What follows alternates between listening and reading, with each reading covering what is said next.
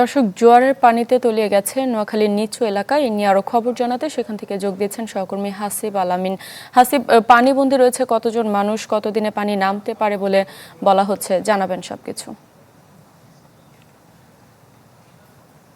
শারমিন, নোয়াখালীর যে জলাবদ্ধতা রয়েছে, এটা গত কয়েকদিন আগে যে টানা বৃষ্টি ছিল, জোয়ার ছিল, তার ফলে সৃষ্টি হয়েছে। বিশেষ করে এখানে অনেক জায়গাগুলোতে অবৈধ বাঁধ রয়েছে এবং মাছের যে চাষ করে তারা বিশেষ জায়গাতে, সে কারণে বাড়ির চলার পথ আটকে অথবা বাজারের উপরে সেখানে কিন্তু অবৈধ স্থাপনা নির্মাণ করার কারণেই কিন্তু এই জলাবদ্ধতা।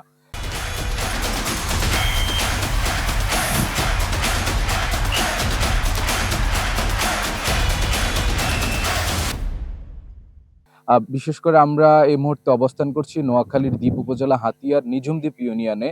এখানে কিন্তু জলাবদ্ধতার কারণে যখন জোয়ার হয় তখন তাদের যে প্রধান সড়ক থেকে শুরু করে আশপাশের যতগুলো বাড়ি ঘর রয়েছে সব কিন্তু তলিয়ে যায়, যতগুলো নিম্নাঞ্চল রয়েছে।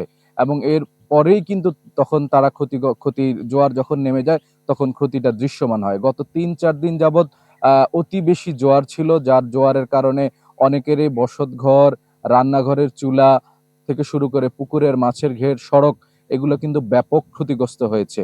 নোয়াখালীর যে আরো অনেকগুলো উপজেলা রয়েছে, বিশেষ করে হাতিয়ার যে পৌরসভার যে অঞ্চলগুলো রয়েছে, সেখানে যে প্রধান যে খাল রয়েছে, সেই খালটি কিন্তু এখনো সেই ঠিক মতো পানি নামেনি, জলাবদ্ধতা কিন্তু রয়েছে।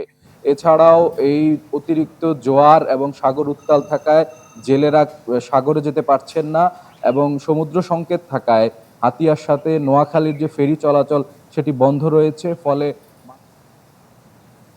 ধন্যবাদ আপনাকে। দর্শক, নোয়াখালী থেকে জলাবদ্ধতার খবর জানাচ্ছিলেন আমাদের সহকর্মী।